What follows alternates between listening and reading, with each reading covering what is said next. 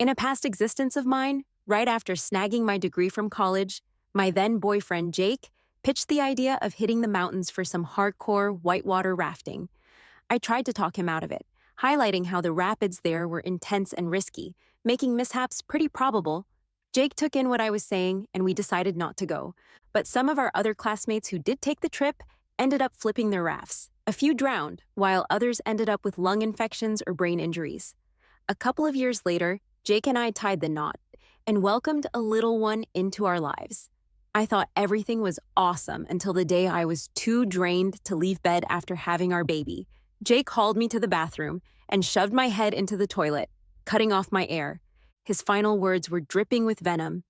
If you hadn't stopped me back then, she wouldn't have died. That's when it hit me. Jake had always blamed me for the death of his childhood love, Emma Parker, who drowned on that same rafting trip. When I came to, I found myself back on the day Jake first talked to me about the rafting adventure. Babe, me and my friends are planning a mountain trip in a few days to try out that extreme whitewater rafting. They say it's the most adrenaline-pumping one in the country. Want to join? Please. Jake's face loomed large before me. A wave of choking fear washed over me, and I gasped for air, needing a second to collect myself. On the table was the brochure for the rafting expedition. It boldly claimed a 300-meter drop, not for the faint-hearted or those with heart issues. Samantha, this is the perfect birthday present we found for Jake. It's gonna be epic and fun. Plus, Jake loves his thrills. You wouldn't let his birthday be lame, right? Emma chimed in, batting her eyes like she was trying to hypnotize me. She even threw a flirty glance at Jake, who returned it, their eyes full of unspoken closeness. In my previous life, I had naively thought their bond was just a platonic childhood friendship. But now, I clenched my fists tight, forcing myself to stay cool. Back then, both of them had been super eager for me to join the rafting trip. I said no, citing the dangers, the sharp drops, the chances of capsizing, and the poor management of the new attraction. I warned them that in the mountains, help might not show up fast if things went south. Emma's face darkened right away. What are you trying to say? Samantha, if you don't want to go, that's cool. But we put so much effort into planning this for Jake, and now you're just shutting it down. Even Jake seemed bummed. Samantha, Emma's my bestie. She'd never put me in harm's way. Seriously, Emma's my best friend. She'd never do that. I ignored Jake's automatic defense of Emma and apologized to her. Then I dragged Jake out of the restaurant, leaving Emma behind, muttering, "Coward. If you're not going, I'll go myself." Back at our place, I pulled together news articles about rafting mishaps and sent them to Jake, even though I was hesitant. He eventually backed out after reading about the deaths caused by rafting accidents. As I'd feared, disaster hit on the day Emma and her crew went rafting. Their raft flipped, and rescue teams, distracted by smoking in the woods, didn't get there in time. Emma, who couldn't swim, drowned, while the others had different injuries. Jake hugged me tight afterward, his face full of relief. Thanks, Samantha. If it wasn't for you, I might have died out there too. We got married and had a kid. For a bit, life felt peaceful and happy, but just a year after our wedding, Jake ended my life, blaming me for Emma's death. He took our child and inherited my family's money, only to force my parents and kid onto the streets, where they froze to death. Now staring at Jake and Emma, I forced a grin. Jake, it's your birthday, so of course you get to decide what we do. I'll go wherever you want. Jake beamed, looking pleased. I know my kid is the best. Emma's expression turned sour. Samantha, I thought you didn't dig adventures. Are you just faking it for Jake's sake? She clung to Jake's sleeve. If Samantha doesn't want to go, we shouldn't push her. The rest of us can roll with you. Holding back my disgust at her fake concern, I kept smiling. Oh no, I'm totally hyped about it. Let's start packing. I dragged Jake out of the room, leaving Emma fuming behind. Once home, I started packing eagerly. Jake, however, looked worried. Samantha, you said that spot is sketchy. You sure about this? He handed me his phone, showing a promo video of the rafting site. The footage showed a near vertical drop, almost 90 degrees, with the raft plunging into the rapids and disappearing for a sec before popping back up. The comments under the video read, "Morning ride, afternoon rescue, evening wake." It looks deadly, but it's not safe. Great way for companies to cut costs. Survivors get to brag, losers get left behind. Jake hesitated. Babe, didn't you say you wanted to do something challenging for your birthday this year? This seems perfect. I smiled coolly. Exactly. Jake, let's make this birthday one to remember. Besides, if this trip is open to the public, they must ensure it's safe. There are tons of staff watching over it. Nothing's gonna happen. Trust me. I whispered softly, trying to calm Jake. If you're really scared, I added gently, I can call Emma now and tell her we're backing out. I picked up my phone, pretending to make the call. I'll go. I'll go. Jake grabbed the phone from my hand, clearly freaking out. Late that night, I woke up to an empty bed. I got up to search for him and found Jake on the balcony, video chatting with someone. His face lit up with laughter. In my past life, how did I never realize there was something going on between them? I thought. Keep laughing. Jake, this time I'll personally send you and your precious Emma straight to hell. On the way to the extreme rafting site, Emma started her antics again. First, she said she was carsick and refused to sit in the back seat. She made me move so she could sit next to Jake, leaning against him whenever the car jolted. I closed my eyes, trying to tune her out, but she wouldn't let me off that easily. Samantha, she said sweetly, before we start rafting, we've got to sign a liability waiver. If you're scared, it's not too late to bail now. She turned to me, her eyes full of smugness and provocation. Sure, pull over then. I'll just grab a taxi home, I replied coolly, taking off my headphones and meeting her gaze directly. No way, she snapped, caught off guard. We're almost there, and it's dangerous for you to be alone. You can't dip out now. Jake jumped in, looking uneasy. Yeah, Samantha, don't listen to her nonsense. It's not scary at all. Jake's friends jumped in, trying to ease the tension. I just feel like Emma doesn't really like me, I said, pretending to be hurt. I already agreed to come, but she keeps saying it's unsafe and not right for me. My voice shook slightly, playing the part perfectly. Emma didn't expect me to push back so directly. Her mouth opened, but no words came out for a long second. Then, she stammered. Samantha, you've got it all wrong. I was just looking out for you. I pursed my lips, letting tears shine in my eyes. If you really don't like me, Emma, just say so. I'll leave. There's no need to keep telling me I'm not cut out for this. I know you've always looked down on me, thinking I'm not good enough for Jake. You didn't really want me here, did you? Fine, I'll just go. If it's a game of pretending to be innocent, two can play that. Jake frowned, clearly embarrassed. He already apologized to her. Yeah, Emma, his friends echoed. Look at how upset you've made Samantha. Say you're sorry, Emma pouted, clearly unhappy but forced into a reluctant apology. Sorry, she mumbled. I put my headphones back on and stayed silent. Up front, Emma and Jake kept up their playful banter, practically glued to each other. The mountain views were stunning, with towering trees and endless rolling hills. When we reached the rafting site, it was time to sign the liability waiver.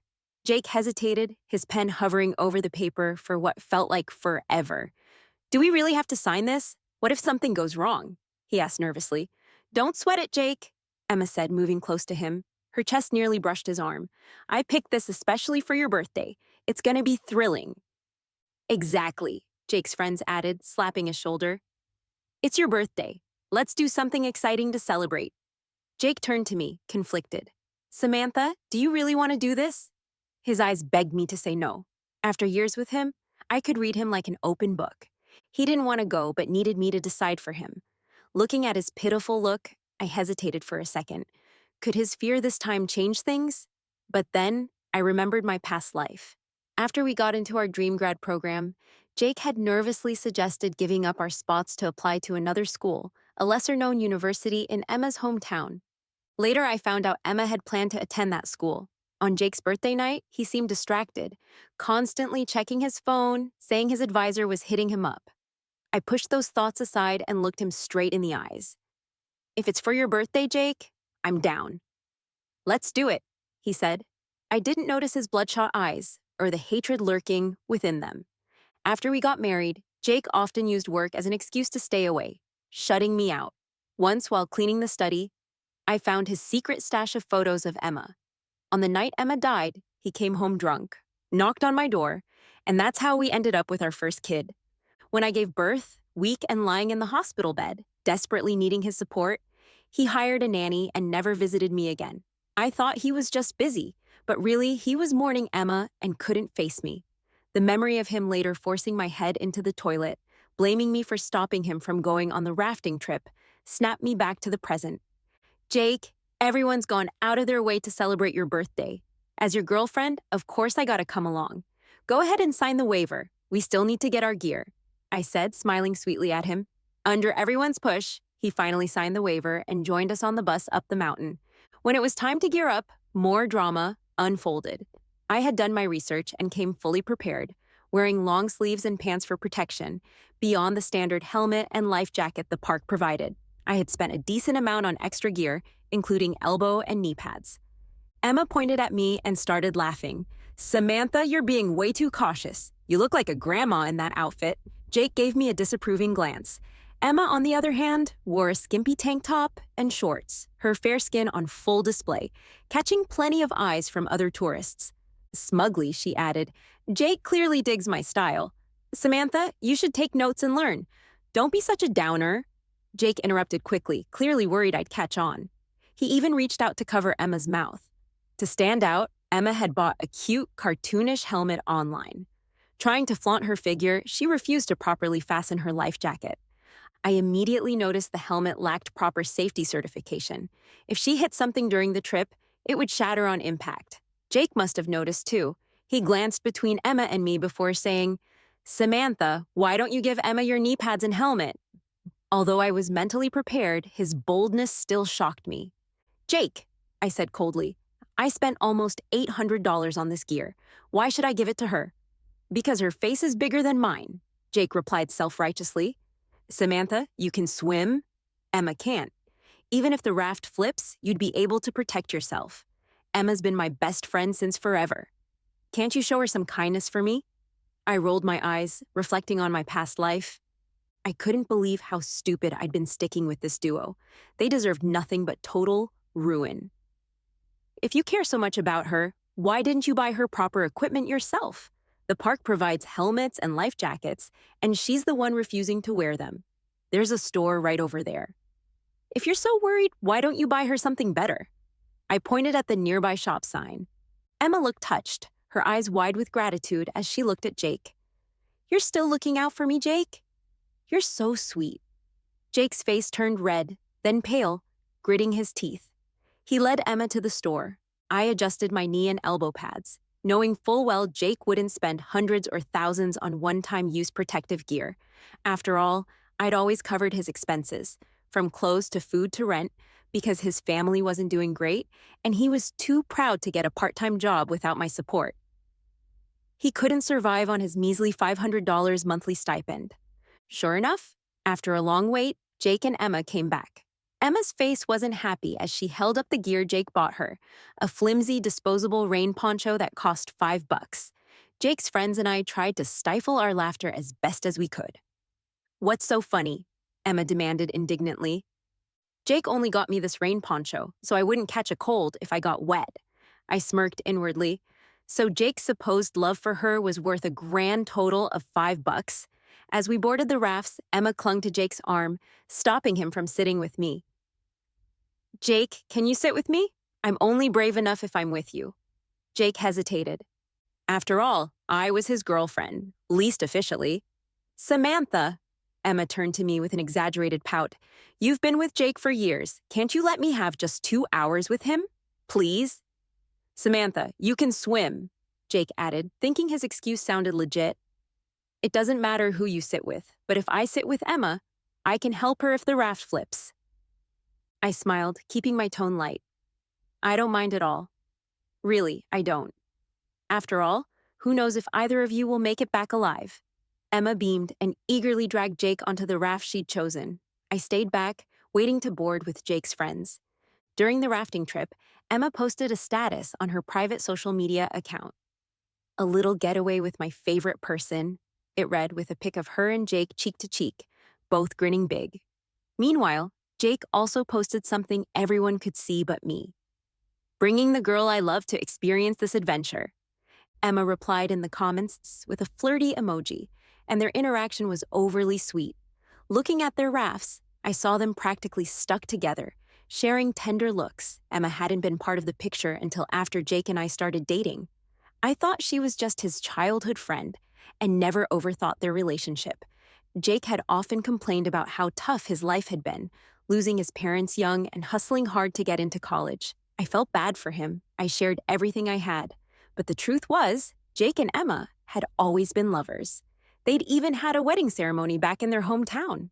Jake had pursued me only to tap into my finances. Their plan was to milk me for money before officially marrying. That cursed rafting trip in my past life had messed up their scheme.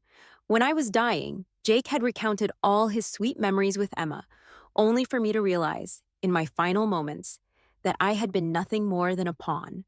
With that bitter memory, I turned my head away, pretending not to notice their flirtation. The first part of the rafting course was pretty chill, with gentle drops and smooth bends. I had to admit, the views were gorgeous. The emerald green river was bordered by dense forest, and the cool air was refreshing. "Samantha, didn't I say you were overprepared?" Emma called out smugly from the raft ahead of mine. "The water isn't even fast here."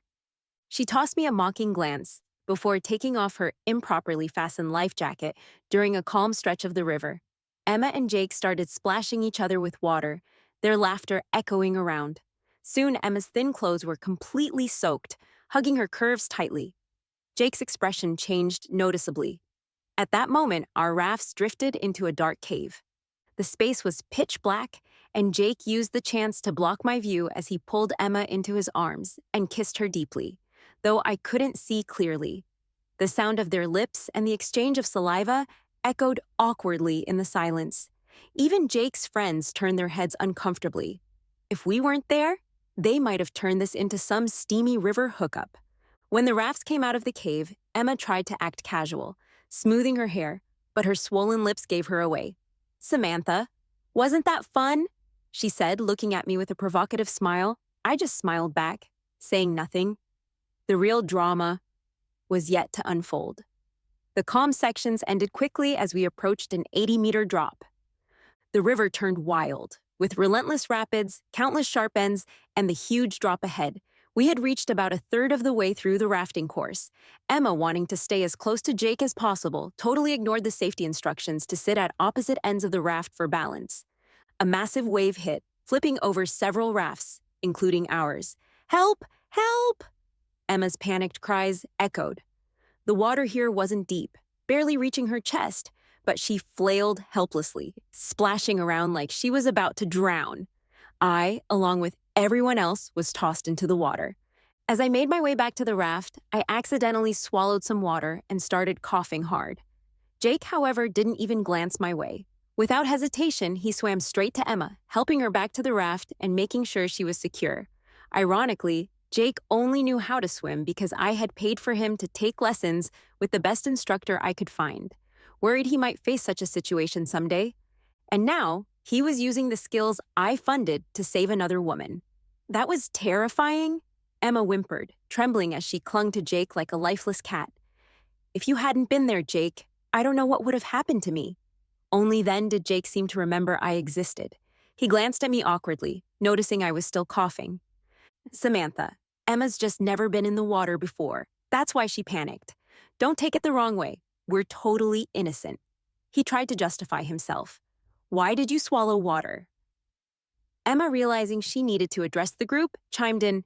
"Right, Samantha, don't get jealous or anything. It was just a little accident," she added, laughing nervously. "Of course not," I replied calmly, showing no emotion. "You two have always been close. It's understandable. It was dangerous just now. Even I swallowed water. But it's a good thing Jake reacted so quickly to save you." "Emma, are you okay?" Emma waved her hand dismissively, clearly uneasy. I'm fine," she muttered. Jake's friends, who had been watching the scene unfold, gave me sympathetic looks. It was obvious they knew exactly what Jake had just done, but I pretended not to notice and gripped the edge of the raft tightly. "Brace yourselves, another big wave is coming," someone called out. The next moment, our raft hit a nearly vertical drop. The raft plunged downwards, and Emma's high-pitched scream cut through the air. Judging by how long the fall felt, the drop was at least 200 meters. Torrential water poured over us, filling the raft within seconds before we could bail out the water. The powerful current pushed the raft toward a jagged cliffside. With a deafening crash, Emma and Jake were both thrown out of their raft by the force of the impact. My group was slightly luckier. Our raft collided with theirs, absorbing some of the impact. While we were flipped into the water, we weren't thrown out as violently. Emma and Jake weren't so lucky. The current flung them to the other side of the river. Emma's cheap helmet, as expected, shattered upon hitting the rocks. Sharp pieces cut her face, and blood quickly spread into the water. But she didn't even seem to notice the pain. Without a life jacket, she struggled desperately, choking on water as she fought to breathe. Jake clung to a rock with one hand while grabbing Emma with the other. He screamed at the top of his lungs, "Help! Somebody help us!" Just like in my past life, the rescue team was nowhere to be found. They must have taken a break. It wasn't a weekend, and there weren't many visitors today. While Jake and Emma were closest to us, no one had the time or ability to help them. Everyone was focused on saving themselves. I was thrown against a rock. Fortunately, the protective gear I'd bought, my elbow and knee pads, prevented any injuries. After assessing the situation, I calmly told the others to take deep breaths, let their bodies float naturally, and keep their heads up to protect themselves as they followed the current downstream to a calmer area. As we drifted with the flow, I saw Jake using every bit of his strength to pull Emma towards him, in a selfless move, or maybe a stupid one. He took off his own life jacket and helmet and handed them to her. I glanced at them briefly, my face unreadable, before closing my eyes and bracing for the next drop. I didn't bother warning Jake. In such violent rapids, even a strong swimmer wouldn't stand a chance without proper safety gear. We managed to climb back onto the raft at the next calm zone. At this point, Jake and Emma were also swept into the area, though not without consequences. Throughout the ordeal, Emma had clung to Jake in fear, thrashing wildly in his arms, stopping him from navigating properly. In the chaos, Jake's leg got stuck deep in a crevice between rocks. Right beneath a steep drop, the raging water pounded his body mercilessly. Emma, however, got away relatively unscathed. Thanks to the life jacket Jake had given her, she floated effortlessly toward us, landing safely nearby. "Samantha, call for help. My leg's stuck, and I can't pull it out," Jake screamed, his voice cracking in desperation. The rock pinning his leg seemed immovable, and the relentless waves kept crashing over him. He'd already swallowed a good amount of water, coughing and sputtering between pleas for rescue. At that moment, the rescue team finally showed up, their faces grim as they looked over the scene. One of them frowned and snapped. "Why aren't you wearing your life jacket? And where's your helmet?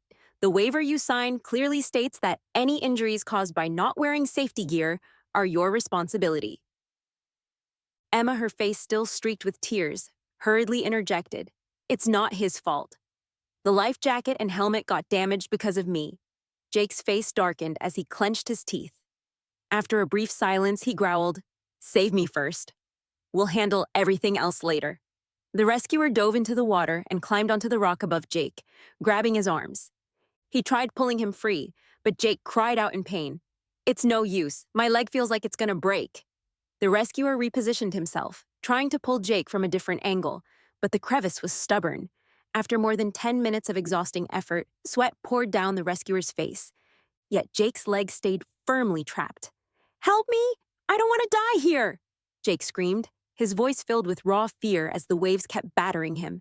His leg throbbed with pain, and panic set in. One of Jake's friends couldn't hold back his anger. "Emma, this is all your fault. If you hadn't pushed for this stupid rafting trip, Jake wouldn't be stuck here." Another friend, a guy in a yellow shirt, added, "Yeah, and if you hadn't been thrashing around so much, none of this would have happened." Faced with the piling accusations, Emma started crying, her voice shaking. "I didn't mean for this to happen. I just wanted Jake to have some fun. I wasn't trying to hurt anyone." Despite his pain, Jake somehow found the strength to comfort her. "It's not your fault, Emma. I don't blame you." His voice was weaker now, barely audible. Emma wiped her tears and looked at Jake with gratitude. "Thanks for understanding me, Jake," she murmured, sniffling. At this point, I calmly held up my phone. I've already called the police, but this place is so remote that it'll take them hours to get here. Let's see if we can pull Jake out in the meantime. Emma, avoiding everyone's accusing stares, muttered, I don't think I'll be much help. I'm not strong enough. I'll just wait on the shore. She climbed onto the bank and sat down, ignoring the disapproving looks from the others. Jake's face turned sour, his frustration and pain growing. Over the next few hours, we tried everything to free him. First, we tried shifting the rock as a group, putting all our strength into it. But the boulder, likely shaped by years of natural erosion, didn't budge an inch. Our combined strength wasn't nearly enough. Someone suggested using smaller rocks to chip away at the big one, hoping it might break apart. We quickly gathered stones and started hammering at the boulder. However, after just a few hits, Jake let out a blood-curdling scream. Stop! The force is going straight into my leg! It's unbearable! We climbed back onto the bank, regrouping to figure out our next move. This time, we tried pulling Jake out together, but the massive force of the current nearly threw us off balance, sending us crashing back into the water. Worse still, Jake's leg began bleeding heavily, the sharp edges of the crevice cutting deeper with every move. Desperation set in. My voice shook as I called out to him, tears streaming down my face. What do we do? Jake, if only we hadn't come on this rafting trip. If only I had stopped Emma from bringing you here. I should have stopped him. The moment Jake took off his life jacket, I should have made sure he kept it on. Now, with his leg stuck in the rocks, his circulation's badly restricted. Tissue damage is the least of his worries. Prolonged pressure could lead to necrosis. Desperation and anger were etched on his pale face. Emma, this is all your fault, he yelled at her. His voice was hoarse. And now you're just standing there watching. Gone was the gentle tone he usually had for her. Your leg is attached to your own body, Jake. It's not like I held a knife to your neck and forced you to come. Emma snapped back, defiant. Jake fell silent, not because he had no comeback, but because he was too exhausted to argue. The icy water had drained his strength, and his body was trembling uncontrollably. His skin had turned deathly pale as his consciousness began to fade. The rescue team arrived with professional equipment. They planned to use a drill to widen the crevice around Jake's leg, but as soon as the drill touched the rock, Jake screamed in agony. The vibrations drove fragments deeper into his leg, causing unbearable pain. This won't work! Jake cried out, desperation in his voice. It hurts too much. It'll break my leg. The team switched to a cutting tool to break the rock. However, the rock extended deep below the surface, and progress was painstakingly slow. Time was running out. The rescue leader, his expression grim, addressed Jake. Son, we have two options. We can keep drilling to widen the crevice, which will hurt even more. Or we can amputate your lower leg. No, I just got accepted to a top-tier university. I can't lose my leg, Jake shouted, clutching the rescuer's uniform as tears streamed down his face. Please save me. You don't have much time left. Hypothermia and dehydration will kill you if you stay in the water any longer, the rescuer warned. Jake's sobs quieted as the weight of the situation sank in. After a long silence, he whispered faintly, Drill, just do it. As the drill resumed, Jake's screams echoed through the canyon. With each vibration, his pain intensified. Blood poured from his foot, staining the water around him bright red. His cries grew weaker and weaker until he finally lost consciousness, his body succumbing to hypothermia. After relentless efforts, the rescuers managed to free Jake's mangled leg. It was no longer recognizable, a mess of flesh and shattered bone. We hurriedly placed his limp body on a stretcher and rushed him to an ambulance, leaving the treacherous mountains behind. Emma climbed into the ambulance as well. It was then I noticed the deep gashes on her face. The wounds looked severely infected, and she had developed a fever. At the hospital, we were all thoroughly examined. Luckily, Emma and the others were declared healthy and discharged. Jake, however, wasn't so lucky. Prolonged lack of circulation and the contaminated water had caused severe tissue and nerve damage. The doctors decided that amputation was the only way to save his life. Outside the operating room, Jake's parents were inconsolable. His mother fainted multiple times, while his father sobbed uncontrollably.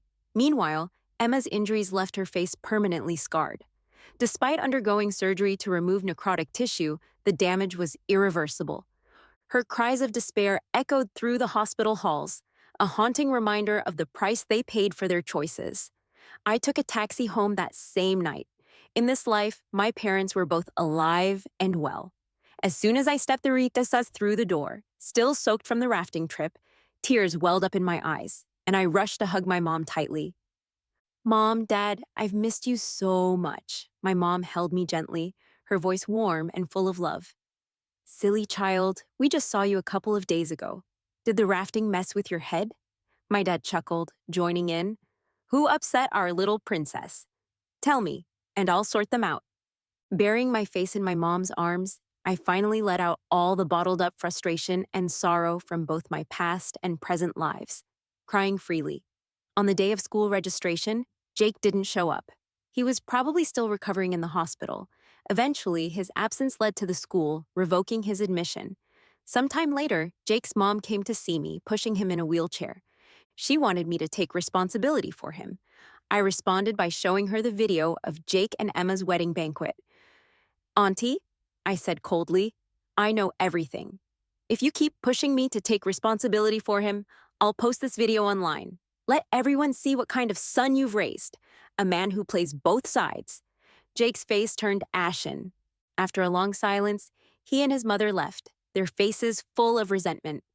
I went on to finish my graduate studies and take over my family's business. Meanwhile, Emma was forced by Jake's parents to marry him. With his leg amputated, Jake fell into despair, drowning himself in alcohol. When he got drunk, he'd take out his frustration on Emma, blaming her for everything he'd lost and frequently berating her as useless. Their once loving relationship turned into mutual hatred, making them enemies under the same roof. One day, I got a call from an unknown number. It was Jake. His voice was frantic, almost deranged. Samantha, why didn't you stop me from going rafting this time? I remember in the last life, you stopped me, and we lived so happily together. Why didn't you stop me? I felt my anger rise as I replied coldly. Jake, you only remember half the story. Yeah, we were happy for a while, and I even gave birth to your kid, but you blamed me for Emma's death. You killed me, suffocating me in a toilet, stole my family's money, and left my parents and kid to freeze to death. You killed me, suffocating me in a toilet, stole my family's money, and left my parents and kid to freeze to death. Why would I ever help you again? You regretted not going rafting in the last life. So I just let you fulfill your wish in this one. This is the path you chose. Enjoy the life you and Emma have together. I gritted my teeth as memories of my tragic end in the previous life flooded back. No, Samantha, I love you, Jake cried desperately. After Emma and I got married, her true colors showed. She spends all her time dancing and gambling. She's burned through all my parents' money and still insults me every day, calling me worthless. I know I messed up. Please, give me another chance. His sobs were pitiful, but I didn't flinch. Enjoy the life you chose, Jake, I said firmly before hanging up. Knowing he was suffering brought me immense satisfaction. The next day, the police called me with shocking news. Jake was dead. Apparently, Emma had racked up a massive gambling debt, and loan sharks had come knocking. The stress killed Jake's parents, and Emma's constant abuse and the threats from debt collectors pushed Jake over the edge. In a fit of rage, he grabbed a knife and stabbed Emma when she got close. Then, using the same knife, he ended his own life.